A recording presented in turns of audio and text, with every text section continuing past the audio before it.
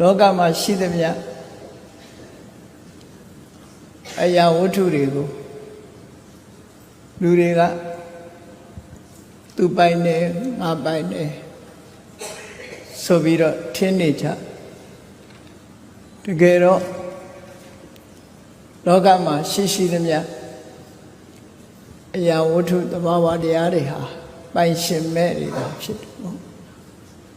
ထိုပိုင်ရှင်မဲ့ဖြစ်နေတဲ့အရာတွေကိုလူတွေကပိုင်ဆိုင်မှုအတွက်ကြိုးပမ်းနေကြရုံမျှမကပိုင်ဆိုင်တယ်လို့စိတ်ထဲမှာမှတ်ယူထားပြီး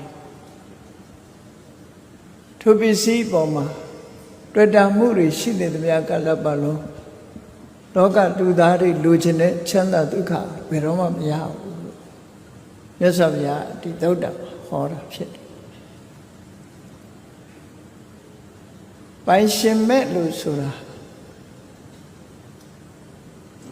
လောကလူတွေဟာ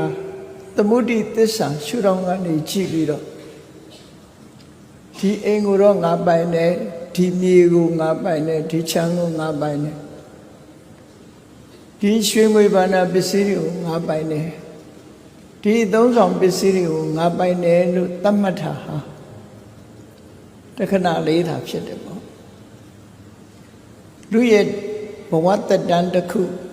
မကုံဆုံးခင်သို့မဟုတ်ကုံဆုံးသွားတဲ့အချိန်မှာအလုံးဆွန့်လွတ်ခဲ့ရတာဖြစ်တယ်အဲ့တော့ပိုင်ဆိုင်မှုဆိုတာသာဝရလားတခဏလားလို့စဉ်းစားကြည့်မယ်ဆိုလို့ရှိရင်တခဏလေးပိုင်တာကိုအပိုင်လုံးနေကြတာဖြစ်တယ်တခဏလေးပိုင်တဲ့အချိန်ပိုင်းလေးမှလည်းပဲတကယ်ရောပိုင်တာဟုတ်ကဲ့လားလို့စစ်ဆေးကြည့်လိုက်တဲ့အခါမှာဆိုင်သာဆိုင်နေမပိုင်ဘူးလို့ပြောရမှာဖြစ်တယ်နော်ကိုယ်နဲ့တော့သက်ဆိုင်မှုတော့ရှိတယ်ဒါပေမဲ့ကိုပိုင်သလားလို့ဆိုပိုင်ကြဘူးဒါကြောင့်မို့လို့လောကမှာရှိသမျှအရာတွေကိုသဘာဝသစ္စာရှုတော့ပရမတ္ထသစ္စာရှုတော့မှကြည့်လိုက်မယ်ဆိုရင်ပိုင်ရှင်မဲ့ပစ္စည်းများသာဖြစ်တယ်ပေါ့မြတ်စွာဘုရားကိုယ်တိုင်ကလည်းပဲအတ္တကောလောကောတပ္ပံပဟာယဂမနိယဘယ်သူမှပိုင်ဆိုင်တာဆိုတာမရှိဘူးတဲ့အတ္တကောကိုပိုင်ဆိုတာမရှိဘူးကိုပိုင်ဆိုတာမရှိဘူးဆိုတာသူလည်းမပိုင်ငါလည်းမပိုင်ဘယ်သူမှလည်းမပိုင်တပ္ပံပဟာယဂမနိယအလုံးထားပြီးတော့သွားရမှာလေဒီလေဥจิตကျော်အေးမန္တလေးလို့ဆိုတဲ့အတိုင်းမန္တလေးမြို့ကြီးကိုစတင်တည်ထောင်သွားတဲ့မင်းတို့မင်းကြီး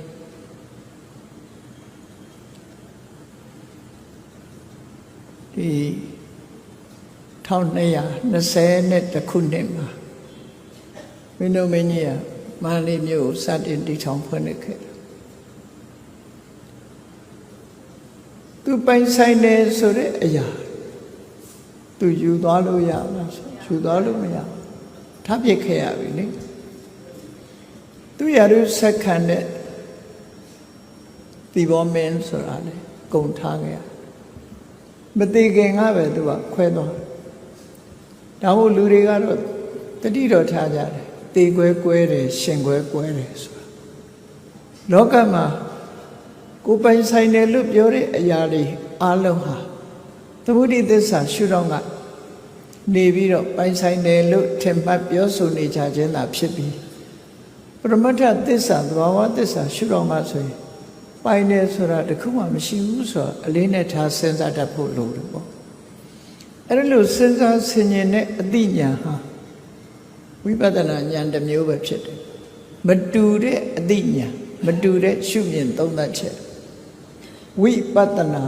ဝိဆိုမတူထူးခြားစွာပဿနာရှုမြင်နိုင်တယ်စာပေကျမ်းကမှာတော့ဝိဝိဒေဟိအနိစ္စာတိအာဂါရေဟိပတ္တိတိဝိပဿနာမမြဲတဲ့သဘောဆင်းရဲတဲ့သဘောကိုမပိုင်တဲ့သဘောဆိုတာတွေနဲ့သင်္ခါရတရားတွေပေါ်မှာရှုမြင်သုံးသပ်တဲ့ဉာဏ်ကိုဝိပဿနာလို့ခေါ်တယ်အဲ့တော့လောကကြီးရှိသမျှငါမပိုင်ဘူးလို့တကယ်အလေးနဲ့ထားစဉ်းစားပြီးစဉ်းစားဆင်ခြင်နိုင်မယ်ဆိုလို့ရှိရင်လေ ဒါလည်းပဲဝိပဿနာဉာဏ်နဲ့မှတက်ဝင်တာပဲဖြစ်တယ်ပေါ့နော်အလေးနဲ့ထားပြီးတော့ဆင်ញင်သုံးသပ်ကြည့်ကြရမှာအမတ်တမဲ့မနေပဲနဲ့ငါပိုင်နေသူပိုင်နေဆိုပြီးတော့မိမိနဲ့နေ့စဉ်ကြုံတွေ့နေတဲ့အရာတွေပေါ်မှာဆွလန်းပြီးတွေ့တာနေမယ်ဆိုလို့ရှိရင်ချမ်းသာဒုက္ခတွေဆုံးရှုံးသွားမှာသာဖြစ်တယ်ပေါ့ထိုချမ်းသာဒုက္ခတွေဆုံးရှုံးနေတာသွားခြင်းဟာပိုင်ဆိုင်တယ်လို့ထင်ပြီးတော့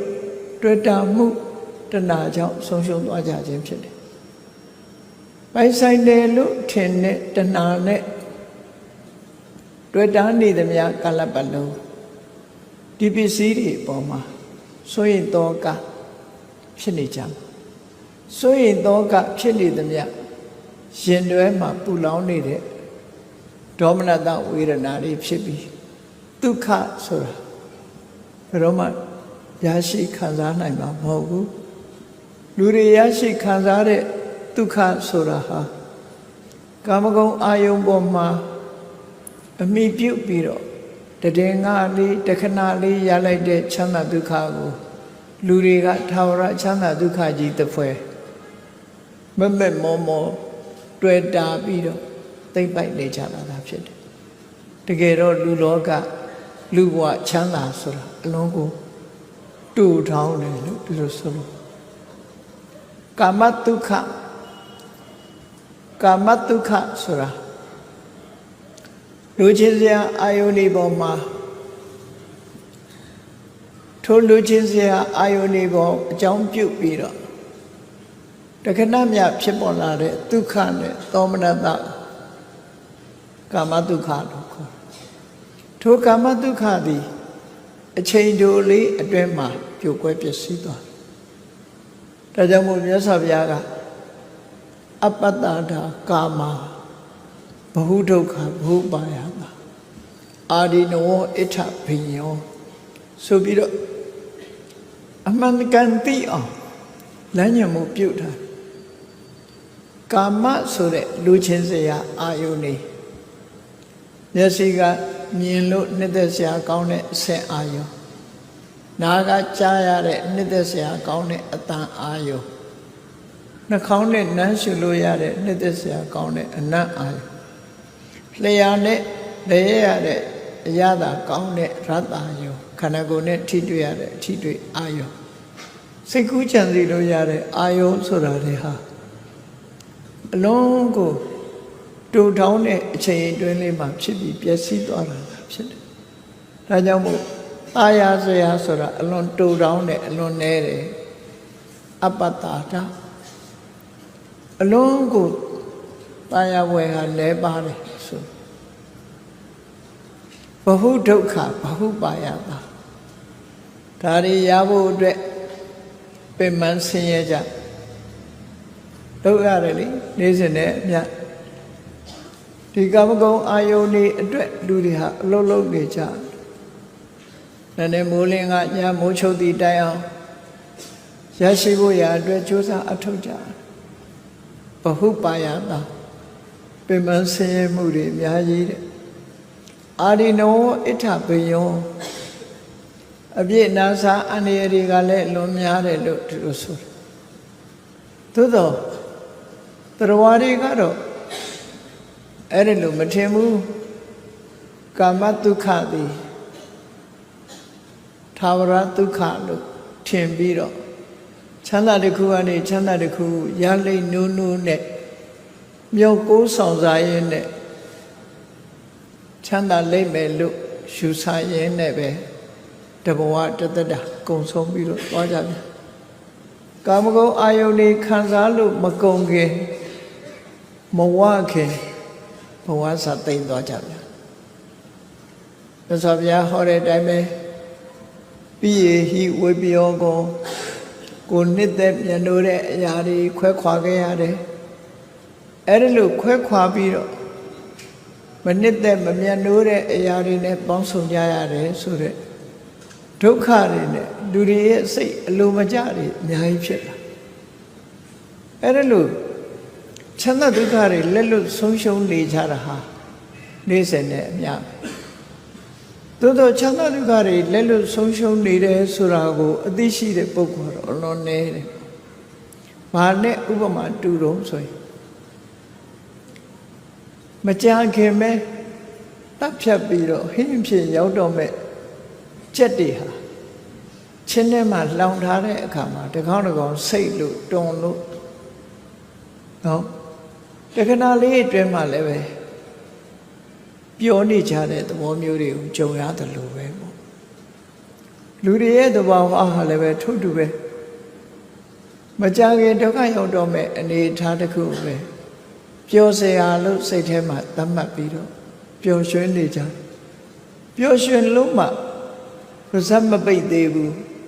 ငိုကြွေးရခြင်းဆိုတာနဲ့ကြုံတွေ့ကြရပြန်တယ်ပေါ့ဘဝကြီးဟာဒီတိုင်းပဲအဲ့ဒါဘာကြောင့်ဖြစ်နေရလဲပိုင်ရှင်မဲ့ပစ္စည်းတွေကိုပိုင်ဆိုင်လိုတဲ့တဏှာလောဘကြောင့်ဒီလိုဖြစ်တာဖြစ်တယ်ဒါကြောင့်မို့ရသော်ဘုရားရဲ့အဆုံးအမဒီနေရာမှာချမ်းသာဒုက္ခရခြင်းတယ်လို့ဆိုလို့ရှိရင်ရသော်ဘုရားရဲ့အဆုံးအမတိုင်းလိုက်လာကြဘုရားကဘယ်လိုဆုံးမလဲရဟန်းတော်တွေကိုမြတ်စွာဘုရားကအလေးနဲ့ဆင်ញင်စဉ်းစားတတ်ဖို့ဟောတယ်ယံဘိက္ခဝေနတုံမကံတံပစဟထခြေသားယဟန်တို့မင်းတို့ပိုင်ဆိုင်တဲ့အရာမဟုတ်တာတွေကိုစွန့်လွတ်ထားလိုက်ကြသိမ့်ပိုက်မထားကြနဲ့ငါဟာလို့စိတ်ထဲမှာသိမ့်ပိုက်မထားနဲ့လွတ်ထားလိုက်ကြယံဘိက္ခဝေနတုံမကံယံအချင်းသဘာဝတရားသည်နတုံမကံမင်းတို့ပိုင်တဲ့အရာမဟုတ်ဘူးတန်ထိုမင်းတို့ပိုင်တဲ့အရာမဟုတ်တဲ့သဘာဝတရားကိုပစ္စေထဆုတ်ကဲမထားနဲ့စွန့်လွတ်လိုက်ကြအဲ့တော့လောကလူသားတွေကကိုမပိုင်တာကိုပိုင်နေထင်ပြီးတော့ဆုတ်ကင်ထားကြတယ်။ဘာနဲ့ဆုတ်ကင်ထားတော့ဆိုအဓိကတဏှာနဲ့ဆုတ်ကင်ထားတဏှာနဲ့ဆုတ်ကင်အတိတ်ကိုလိုချင်တယ်ရလာလို့ရှိရင်တော့သိမ့်ပိုက်ထားတယ်နောက်ထပ်လိုချင်မြန်တယ်လိုချင်မှုကမဆုံးနိုင်ဘူးမဆုံးနိုင်တယ်လို့သိမ့်ပိုက်မှုဟာလည်းမဆုံးနိုင်လိုချင်ခြင်းသိမ့်ပိုက်ခြင်းဖြင့်လောကလူတွေဟာမဆုံးနိုင်တဲ့ဆင်းရဲဒုက္ခတွေကိုရင်ထဲမှာတပွိတပိုက်ကြီးထားကြသလိုဖြစ်တယ်။ဒါကြောင့်မို့ချမ်းသာဒုက္ခဆိုတာတွေဆုံးရှုံးနေကြတယ်။သစ္စာဘုရားကဆုံးမတယ်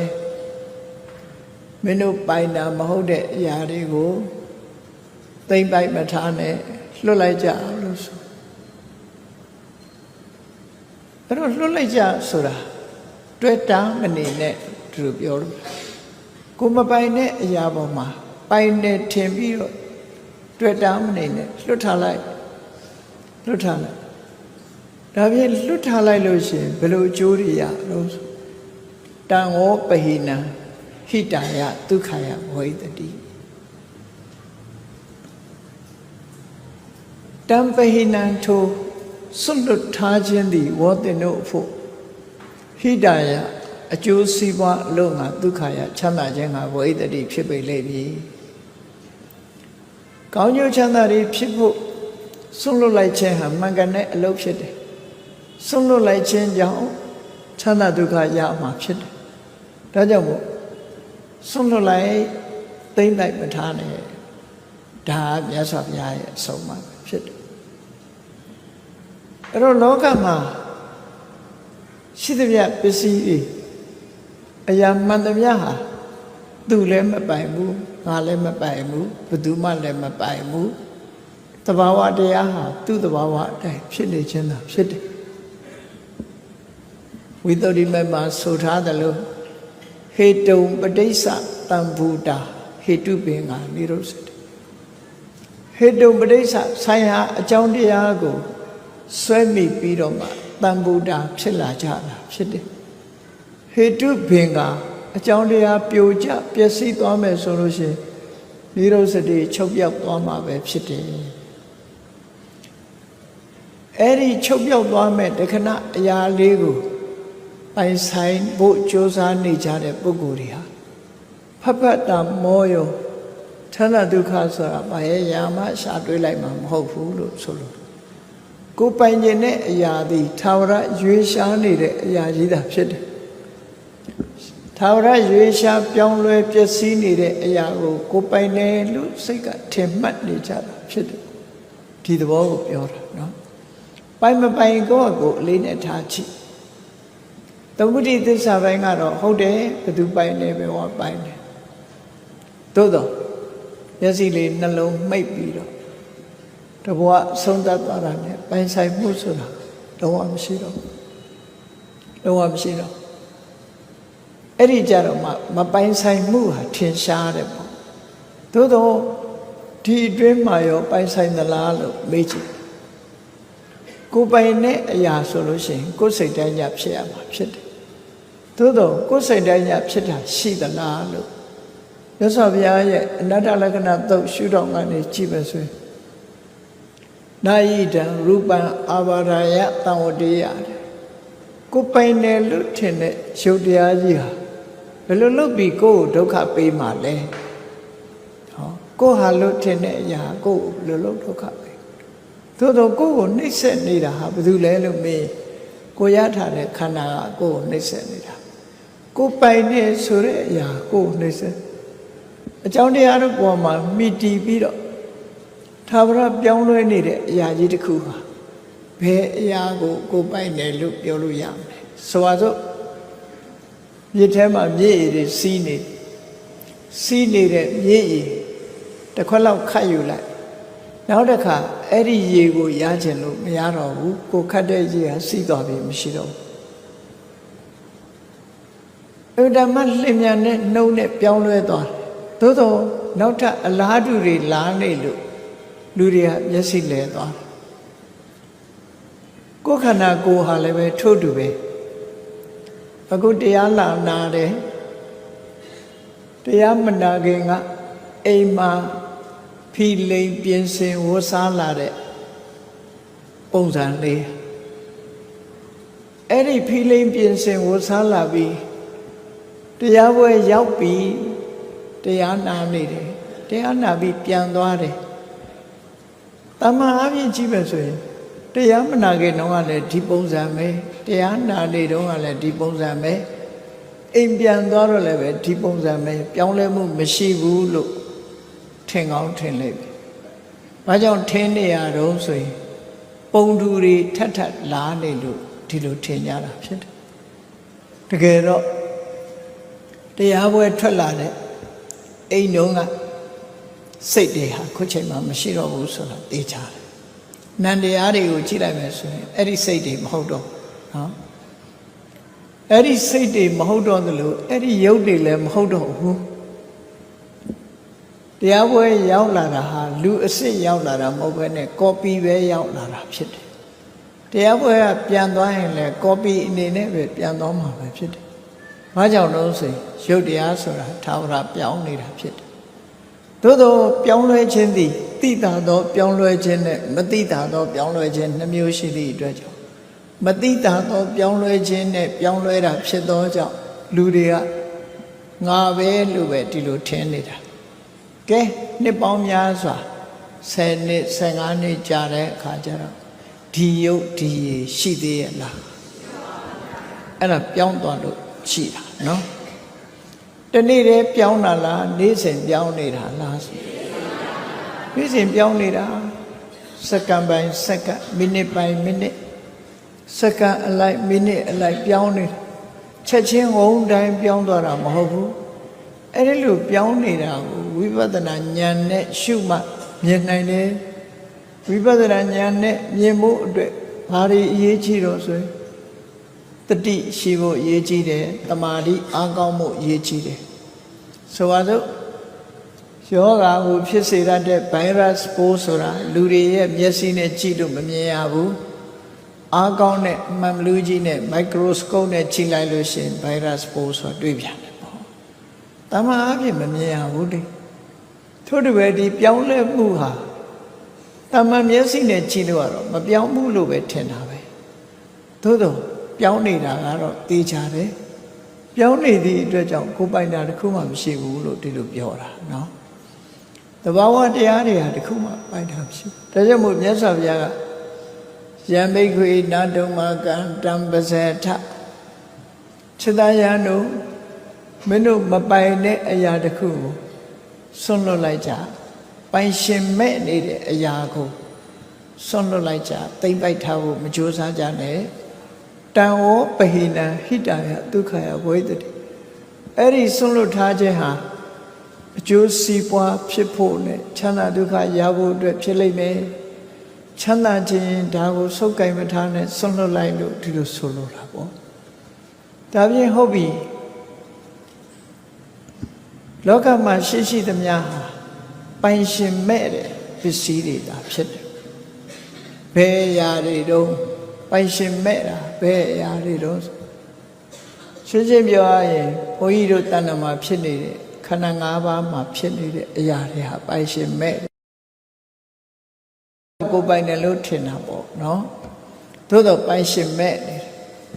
အဲ့ဒီပိုင်ရှင်မဲ့တဲ့အရာတွေပေါ်မှာတွဲမနေနဲ့လို့ဆိုတယ်အဲ့တော့ပိုင်ရှင်မဲ့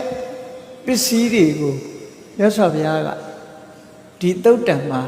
အမျိုးပေါင်း30ထုတ်ပြီးတော့ပြထားတယ်အဲ့ဒီအမျိုးပေါင်း30ဟာဘယ်သူမှရှိတာတော့ဆိုရင်တရားနာပရိသတ်ပေါင်းသူတော်ကောင်းတို့ရဲ့တဏ္ဍာမှာရှိတာတွေကြီးပဲအကုန်လုံးဟောအဲ့တော့ကိုယ်တဏ္ဍာမှာရှိနေတာလေးတွေကိုနည်းနည်းစစ်ဆေးကြည့်ရစစ်ဆေးကြည့်ရလူတိုင်းမှာမျက်စိဆိုတာရှိတယ်ရုပ်တရားအနေနဲ့ပြောရင်သက္ခုပ္ပတ္တရာယုတ်မျက်စိအကြည့်လေးတို့သက္ခုပ္ပတ္တရာယုတ်ထဲမှာဒီဘက်ကမြင်စရာအစင်းအာယုံလေးလာထင်ဟပ်လာတဲ့အစင်းအာယုံဆိုတာယမယံခမျက်စိထဲမှာပေါ်လာတယ်မျက်စိဆိုတာကတစ်ခုမျက်စိထဲမှာပေါ်လာတဲ့အစင်းအာယုံကတစ်ခုဆိုနှစ်ခုရှိသွားတယ်နော်အဲ့တော့ဒါဘာကြောင့်ပြောလို့ဆိုမျက်စိထဲမှာပေါ်လာတာတွေကအစင်းအာယုံလို့ပြောလိုက်မှကုန်မှာဖြစ်တယ်အဲ့ဒါလို့မဟုတ်ဘဲနဲ့မျက်စိထဲပေါ်လာတာတွေတရုပ်ထုတ်မယ်ဆိုရင်တော့ဆုံးနိုင်စရာမရှိဘူးမျက်စိထဲမှာဘာတွေပေါ်လာတော့အိမ်တွေပေါ်လာတယ်မြေတွေပေါ်လာတယ်ရွှေတွေငွေတွေပေါ်လာမယ်ကားတွေပေါ်လာတယ်လူတွေပေါ်လာတယ်အဲ့ဒါလို့ပစ္စည်းနဲ့ပြောလို့ရှိရင်ကုန်နိုင်မှာမလားမကုန်နိုင်ဘူးဒါပေမဲ့မျက်စိနဲ့မြင်တဲ့အရာဆိုတာလေးဟာတစ်ခုတည်းပဲနော်မျက်စိနဲ့မြင်တာမျက်စိရှိတယ်မျက်စိနဲ့မြင်ရတဲ့အဆင်းအာယုံရှိတယ်အဲ့ဒီနှစ်ခုပေါင်းစပ်လိုက်လို့မြင်မှန်းသိလိုက်တဲ့မြင်သိစိတ်ဆိုတာရှိတယ်အဲ့ဒီမြင်သိစိတ်နဲ့အာယုံနဲ့ဆက်သွယ်လိုက်တဲ့ဆက်သွယ်မှုဆိုတဲ့ဖတ်တာဆိုတာရှိတယ်ဆက်သွယ်မှုဖတ်တာကိုအကြောင်းပြုပြီးစိတ်ခံစားမှုဆိုတာရှိတယ်ဟောကြည့်လိုက်မယ်ဆိုရင်မျက်စိရဲ့အစင်းအာယုံရဲ့မြင်သိစိတ်ရဲ့ဖတ်တာဆိုတဲ့ဆက်သွယ်မှုရဲ့စိတ်ခံစားမှုဝေဒနာရဲ့မျက်စိကိုအကြောင်းပြုပြီးတော့တဘာဝတရား၅မျိုးပုံမှန်အဖြစ်ဖြစ်ဘုသူတဏ္ဍာမှာပဲဖြစ်မျက်စိလေးနှလုံးဖွင့်လိုက်လို့ရှိရင်မြင်စရာအာယုံကိုမြင်လိုက်မယ်မြင်လိုက်ရင်မြင်မှန်းသိတယ်ဆိုတဲ့စိတ်ပေါ်တယ်ထိုစိတ်ပေါ်ပြီးတဲ့နောက်အာယုန်နဲ့ဆက်သွယ်မှုဆိုတဲ့ဖတ်တာကောင်းတယ်ဆိုတဲ့စိတ်ခံစားမှုဆိုတဲ့ဝေဒနာတဘာဝအတည်းဖြစ်တယ်အဲ့ဒါကိုမြတ်စွာဘုရားကသက္ခောသပတိစ္ဆရူပိသဥပ္ပစ္စတိသက္ခဝိညာဏဒိဋ္ဌံသင်္ကတိဖတ်သောဖတ်တာပစ္စယဝေဒနာလို့ဒီလိုဟောတာအဲ့တော့ကိုယ့်ကိုစဉ်းစားကြည့်မျက်စိနဲ့မြင်လိုက်တိုင်းစဉ်းစားကြည့်လိုက်ဘာမြင်ပန်းလေးတစ်ပွင့်မြင်တယ်ဆိုတော့အေးအရေးလားထင်တဲ့မိမိရဲ့သက္ခုပ္ပတ္တရကရုပ်တရားထ င်းလာတဲ့အဆင့်အာယုံလေးကလည်းယုတ်တရားနှစ်ခုပေါင်းစုံမှုကိုအကြောင်းပြုပြီးတော့ဖြစ်ပေါ်လာတဲ့သိတဲ့စိတ်လေးကနန္တရားထိုစိတ်လေးမှာပါလာတဲ့အာယုံနဲ့ဆက်သွယ်မှုဆိုတဲ့ဖတ်တာလည်းနန္တရားစိတ်ခံစားမှုဆိုတာလေးကလည်းနန္တရားလို့သဘာဝအဖြစ်လူတိုင်းမှာကလေးရောလူကြီးရောဘယ်ပုဂ္ဂိုလ်ပဲဖြစ်ဖြစ်လူတွေမကဘူးနတ်တွေရောတိရစ္ဆာန်တွေရောအလုံးသတ္တဝါတွေမျက်စိပါတဲ့သတ္တဝါတိုင်းဟာဒီ၅ခုပဲဖြစ်တယ်ပုံမှန်အဖြစ်ဒီ၅ခုဖြစ်တယ်နော်အဲ့ဒီ၅ခုဆိုတာတစ်ခုနဲ့တစ်ခုမတူတဲ့သဘော၅ခုဖြစ်တယ်အဲ့ဒီ၅ခုကိုဘယ်သူပိုင်တယ်လဲလို့ဆိုတော့မြတ်စွာဘုရားကနတုံမှကံမင်းတို့ပိုင်တာမဟုတ်ဘူးတဲ့မင်းတို့မပိုင်ဘူးဆိုတော့ဘယ်သူပိုင်တာတော့ဆိုဘယ်သူမှမပိုင်ဒါကြောင့်မို့လို့ဒီ၅မျိုးဟာပိုင်ရှင်မဲ့ပစ္စည်းပဲဖြစ်တယ်ပေါ့ပိုင်ရှင်မဲ့ပစ္စည်းတွေပဲဒါတွေကဘာကြောင့်ပိုင်ရှင်မဲ့လို့ပြောတော့ဆိုဖြစ်လာတာလဲဆိုပါစို့စက္ခုပတာရဆိုတာလေးကကံကြောင့်ဖြစ်လာတာကံဆိုတာအတိတ်တုန်းကမိမိလုပ်ခဲ့တဲ့ကုသိုလ်ကံအဲ့ဒီကံတရားကြောင့်စက္ခုပတာရလေးဖြစ်လာတယ်အစင်းအာယုံဆိုတာနော်ကံစိတ်ဥဒုအာဟာရကြောင့်ဖြစ်လာတယ်အဲ့ဒီအစင်းအာယုံလေးကမျက်စိထဲမှာလာပြီးတော့ထင်တယ်ဒီနေရာမှာပဋ္ဌာန်းပစ္စည်းနဲ့ပြောလိုက်မယ်ဆိုရင်ဟောမြင်သိစိတ်ကလေးဖြစ်လာတယ်လို့ဆိုတဲ့အခါမှာထိုမြင်သိစိတ်ကလေးသည်စက္ခုပတာရဆိုတဲ့မျက်လုံးပေါ်မှာမိပြီးတော့ဖြစ်တယ်အစင်းအာယုံကိုအာယုံပြုပြီးတော့ဖြစ်တယ်အဲ့ဒါကြောင့်အစင်းအာယုန်သည်အာရမဏပစ္စယောမိယာဝတ္ထုလို့ခေါ်တဲ့စက္ခုပတာရယုတ်လေးသည်နေတယပစ္စယောသို့မဟုတ်ပုရိသတာပစ္စယောဟောပဋ္ဌာန်းပစ္စည်းနဲ့လည်းဒီဟာကိုဟောတာပဲဗျာအစင်းအာယုန်လေးကိုအကြောင်းပြုပြီးစက္ခုဝိညာဉ်စိတ်ဆိုတာမြင်သိစိတ်ဆိုတာပေါ်တာအဲ့ဒီမြင်သိစိတ်လေးရဲ့အာယုန်သည်အစင်းအာယုန်သာဖြစ်တယ်အဲ့ဒီအစင်းအာယုံကိုမှီပြုပြီးတော့ဖြစ်တဲ့စိတ်ကလေးဟာစက္ခုပတာရဘောကမှီပြီးတော့ဖြစ်တာဖြစ်သောကြောင့်မှီရဖြစ်တဲ့စက္ခုပတာရမျက်လုံးကလေးသည်နေတယပစ္စယောသို့မဟုတ်ပုရိသတာပစ္စယောဒီလိုဆိုတာပေါ့တခါစက္ခုဝိညာဉ်စိတ်လေးဖြစ်တဲ့အခါဘာပါလာတော့ဆိုဖတ်တာပါလာတယ်ဝေဒနာပါလာတယ်စက္ခုဝိညာဉ်စိတ်မြင်သိစိတ်ရဲ့ဖတ်တာရဲ့ဝေဒနာရဲ့သဟဇာတာပစ္စယောအညမညပစ္စယောအဋ္ဌိပစ္စယောအဝိဒပစ္စယောဆိုတာဒီဖြစ်တယ်တံပယုဒ္ဓပစ္စယောအဋ္ဌိပစ္စယောအဝိဒဟောတယ်လို့ပဋ္ဌာန်းအနေနဲ့ပြောလိုက်မယ်ဆိုရင်လည်းအဲ့ဒီစွမ်းရည်တတ္တိတွေနဲ့ခြေစုပြုပြီးတော့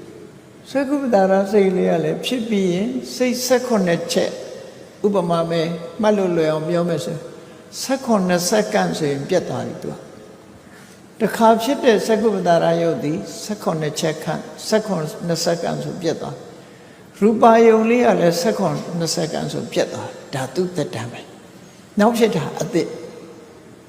နော်အဲ့ဒါလို့တက်တန်းတူတဲ့အရာလေးနှစ်ခုအမိပြုပြီးတော့ဖြစ်ပေါ်လာတဲ့စက္ခုဝိညာဉ်စိတ်လေးကသူတို့ရဲ့ပိုတက်တန်းတူတယ်မြင်သိစိတ်လေးကဖြစ်တည်ပြက်3ချက်ပဲရှိတယ်3စက္ကန့်ပဲရှင်ဒီလိုဆိုလို့သူနဲ့အတူတကွဖတ်တာဆိုတာလည်းပြတ်သွားတယ်ဝေဒနာဆိုတာလည်းပြတ်သွားတယ်ဆိုအဲ့ဒါတော့အချိန်ပိုင်းလေးမှာဖြစ်လာတဲ့အရာဟာဘယ်သူကပိုင်တာရှိအောင်မလဲဒါပိုင်ရှင်မဲ့ပစ္စည်းအစစ်ပဲ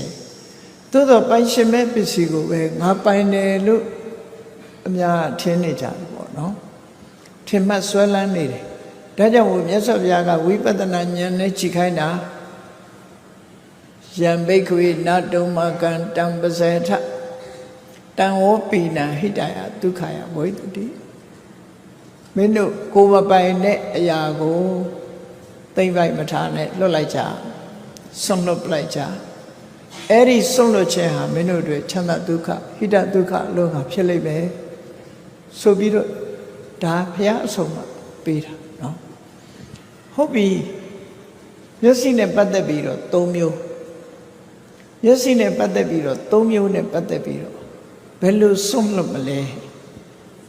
မျက်စိကိုဆွန့်လွတ်နိုင်ဖို့ဘယ်လိုလုပ်ရမလဲ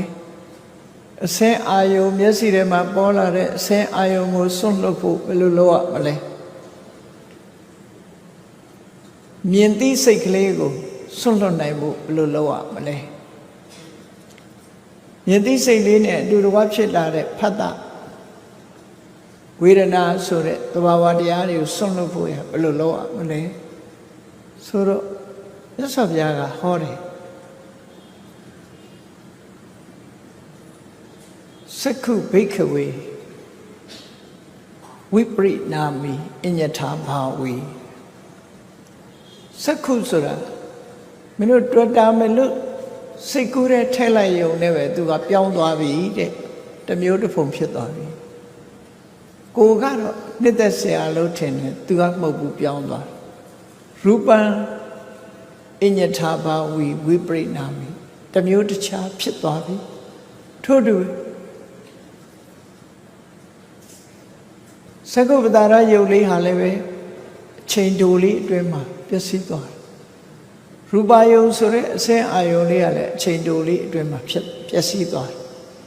အဲ့ဒီအချိန်တိုလေးအတွင်းမှာဖြစ်ပြီးပြတ်သွားတဲ့အရာနှစ်ခုကိုဆွဲပြုတ်ပြီးတော့မြင်သိစိတ်တို့ဖတ်တာတို့ဝေဒနာတို့ဆိုတဲ့ဖြစ်တဲ့အရာတွေကဘယ်လိုလုပ်ပြီးတော့သူတို့ဟာခိုင်မြဲတဲ့အရာဖြစ်မလို့အနိစ္စတံဘူတံကုတောနိစ္စံဘဝိတ္တိမျက်စိနဲ့အစင်အာယုံနှစ်ခုသည်မမြဲဘူးမမြဲတဲ့အရာကိုဆွဲမိပြီးတော့ဖြစ်လာတဲ့မြင်သိစိတ်လေးဟာဘယ်လိုလုပ်မြဲမလဲအဲ့ဒါလို့မြင်အောင်ဝိပဿနာဉာဏ်နဲ့ရှုပါတယ်တည်တတ်တဲ့အမေဖေကမွေးတဲ့သားသမီးသည်ဘယ်မှမသိပဲရှိမလဲတဘာဝဒီလိုပြောမြင်သိစိတ်လေးနဲ့ဖတ်တာတို့စိတ်ခံစားချက်တို့ဆိုတာဟာဘယ်သူ့ကိုအမိပြုပြီးဖြစ်ကြတာတော့လို့ဆိုရင်ဟောဒီစက္ခုပ္ပတာရဆိုတဲ့မျက်လုံးလေးရဲ့မျက်လုံးထဲမှာထင်းလာတဲ့ရူပယုံဆိုတဲ့အဆက်အာယုံရဲ့အဲ့ဒီနှစ်ခုကိုဆွဲမိပြီးတော့ဖြစ်တာတဲ့အဲ့ဒီနှစ်ခုသည်အချိန်ပိုင်းလေးအတွင်းမှာပြောင်းလဲပျက်စီးသွားတယ်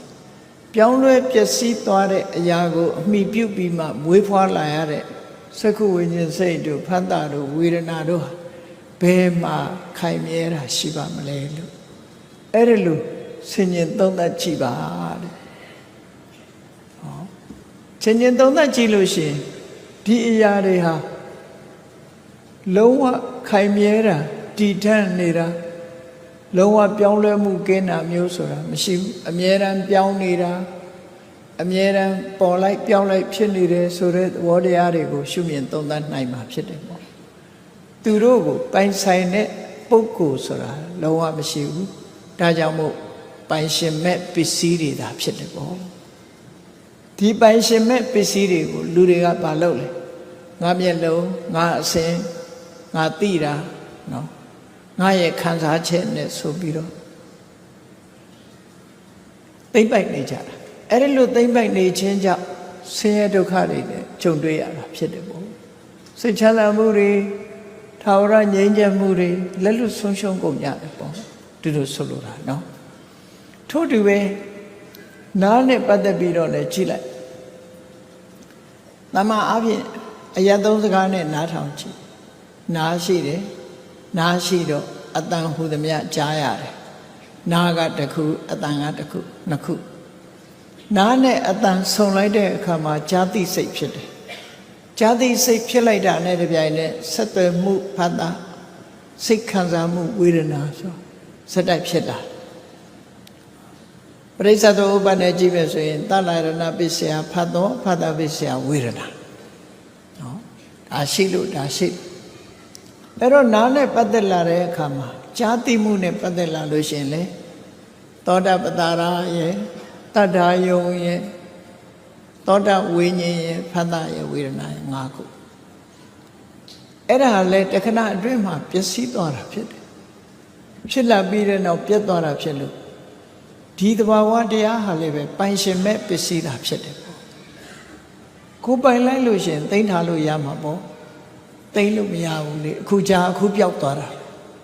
သိမ်းလို့မရတဲ့အရာတွေပဲဖြစ်တယ်ပေါ့ပိုင်ဆိုင်နိုင်စွာမရှိ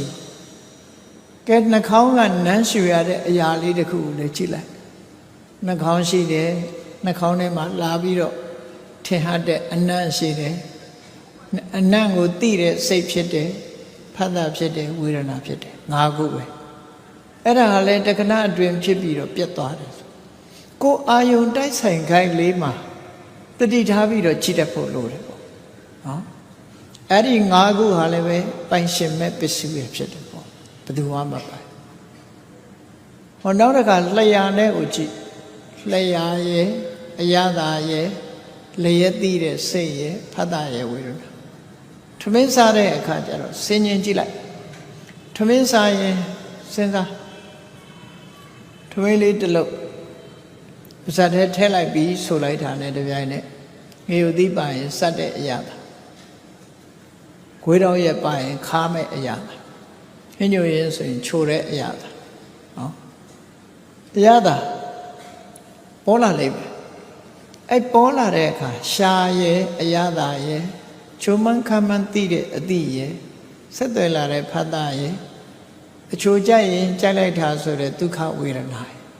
မကြိုက်ဘူးဆိုလို့ရှိရင်မကြိုက်တဲ့ဒုက္ခဝေဒနာဟောထမင်းစားရင်လည်းဒါတွေပဲပေါ်လာလူတွေကအဲ့ဒါကိုအာယုံပြုတ်နိုင်လားဆိုတော့ပြုတ်နိုင်ဘူး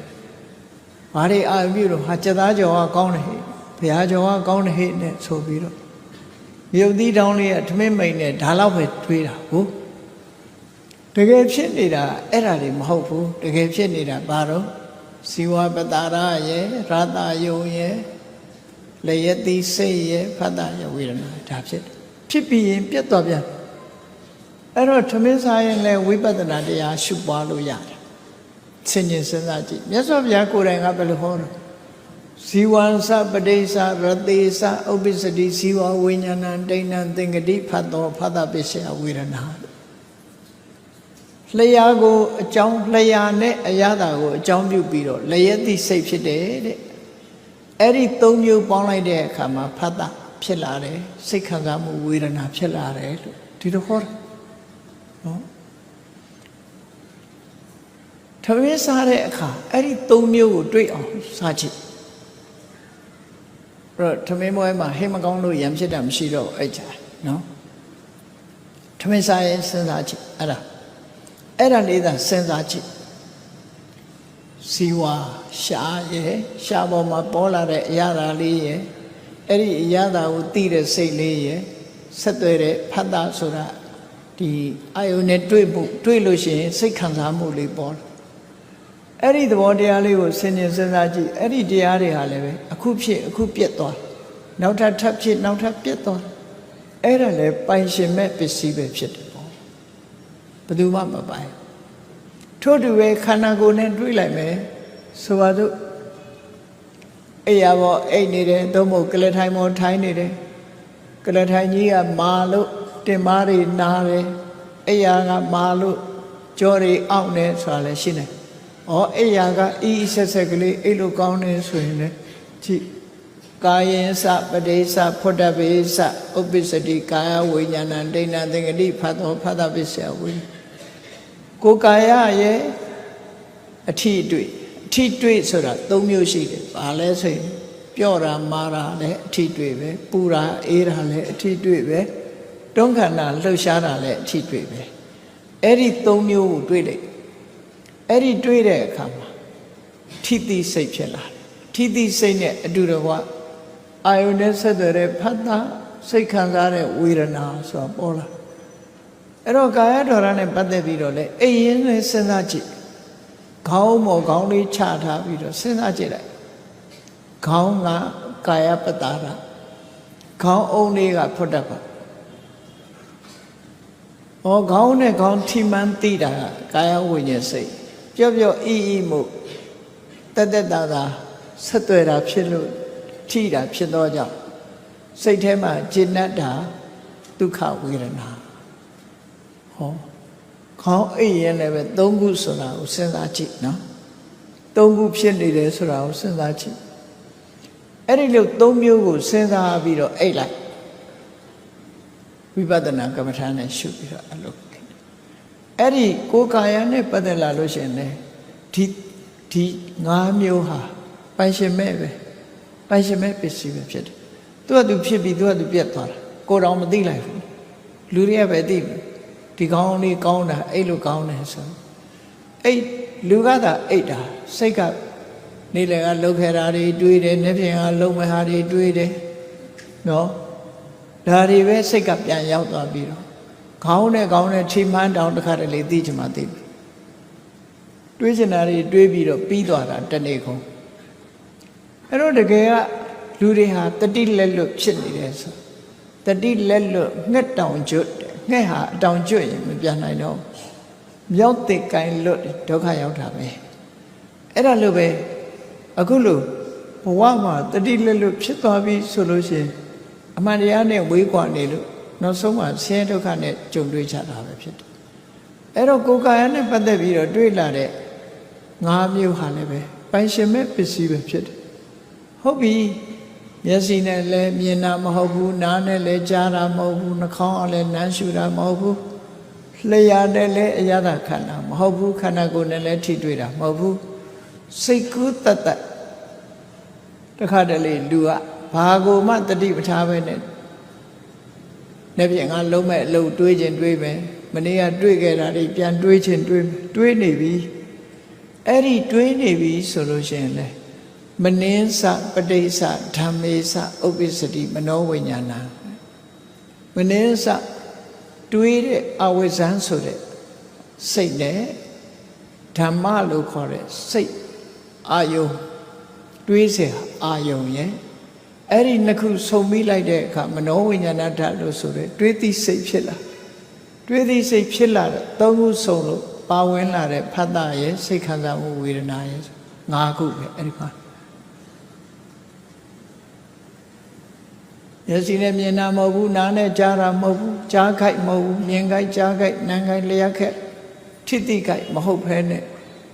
တွေးကြည့်တဲ့အနေအထားမျိုးဆိုလို့ရှိရင်လည်းအဲ့ဒီ၅ခုပဲဖြစ်တယ်အဲ့ဒါလည်းပိုင်ရှင်မဲ့ပစ္စည်းပဲဖြစ်တယ်ပေါ့ကဲလောကမှာကိုပိုင်တာဆိုတာတခုမှမရှိဘူးအဲ့ဒီပိုင်ရှင်မဲ့ပစ္စည်းအမျိုးပေါင်း30ရှိတယ်ဒီ30ဟာနေ့စဉ်နဲ့အမျှဘုန်းကြီးတို့တွေမှာတာမန်အားဖြင့်ဖြစ်နေတယ်လို့ပြောဒါမှဖြစ်တဲ့လူတယောက်မှမရှိဘူးအကုန်လုံးဓာရ6ပါးအာယုံ6ပါးနဲ့စုံစည်းတဲ့အခါတိုင်းမှာဒီတိုင်းဖြစ်တယ်အဲ့ဒါကိုမြတ်စွာဘုရားဒီတုတ်ကိုမှာဟောတာစက္ခုဘိခဝေနတုမကံတံပဇေထတံဝောပိနဟိတယဒုက္ခယဘဝိတုမျက်စိဟာနံပါတ်1 5အုပ်စုမျက်စိနဲ့မြင်တဲ့အချိန်မှာဖြစ်ပေါ်လာခဲ့တဲ့တရား5မျိုးစက္ခုနတုမကံမျက်လုံးဟာသင်တို့ဟာမဟုတ်ဘူးရူပါနတုမကံ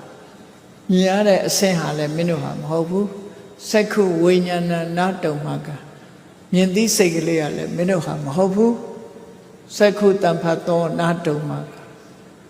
သုံးခုပေါင်းစုံလို့ဖြစ်လာတဲ့ဖတ်တာဆိုတဲ့အာယုန်နဲ့စုံစည်းမှုလေးကလည်းမင်းတို့ဟာမဟုတ်ဘူး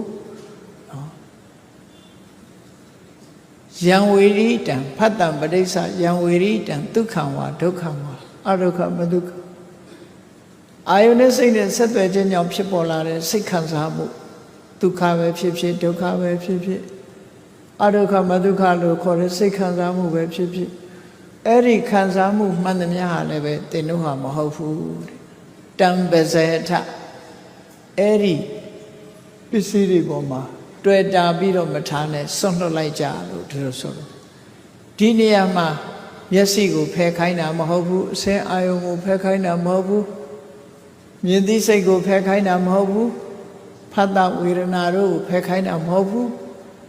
အဲ့ဒီမျက်စိဆိုတဲ့အပေါ်မှာငါမျက်စိလို့တွေ့တာတဲ့တဏှာကိုဖယ်ခိုင်းတာငါအစင်းငါမြင်တာဆိုတာကိုဖယ်ခိုင်းတာဖြစ်တယ်ငါရဲ့စိတ်ဆိုတဲ့အရာကိုဖယ်ခိုင်းတာငါရဲ့ခံစားချက်ငါရဲ့ထိတွေ့မှုဆိုတဲ့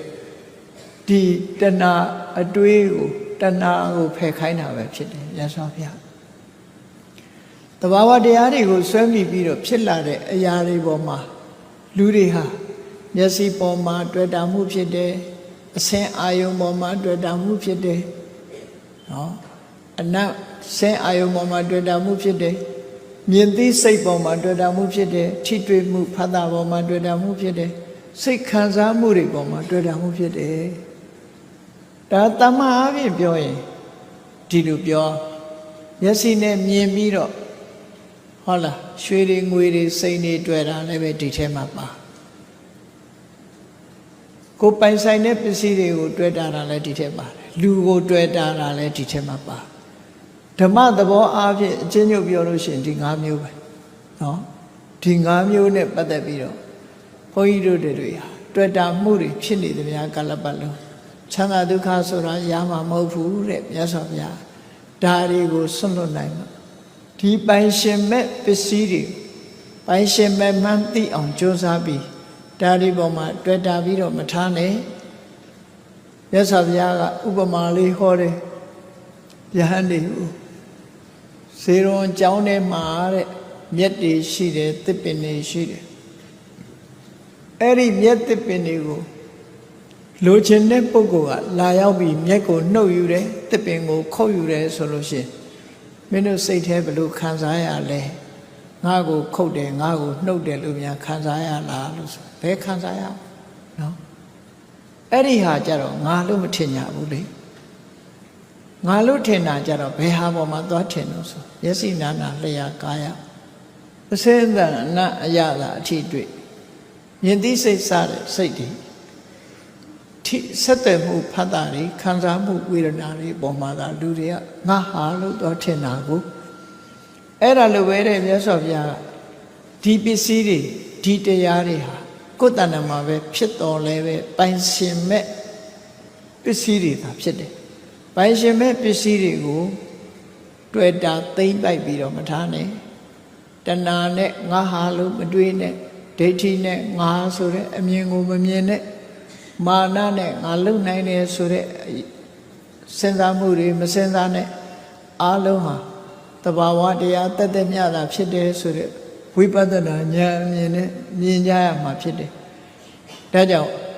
နော်ကိုယ်လည်းမပိုင်ဘူးသူလည်းမပိုင်ဘူးဘယ်သူမှလည်းမပိုင်တဲ့အရာတွေပေါ်မှာတွေ့တာသိမ့်ပိုက်ခြင်းဆိုတဲ့တဏှာနဲ့လူတွေဟာတန်တရားရရင်ကြောမှာမောနေကြတာဖြစ်လို့အဲ့ဓာတွေကိုစွန့်လွတ်နိုင်မှသာလေချမ်းသာဒုက္ခဆိုတာရမှာဖြစ်တယ်လို့မြတ်စွာဘုရားသခင်ကိုရောမြတ်ကနတုံမာကသုတ်မှာဟောကြားဆုံးမတော်မူခဲ့တာဖြစ်ပါတယ်တရားချစ်ခင်သူတော်စင်ပြိဿပေါင်းတို့မိမိတို့တဏ္ဍာမှာဖြစ်တော်လည်းပဲမိမိတို့ပိုင်ဆိုင်တဲ့အရာမဟုတ်သည့်အတွက်မိမိတို့လည်းမပိုင်ဘူး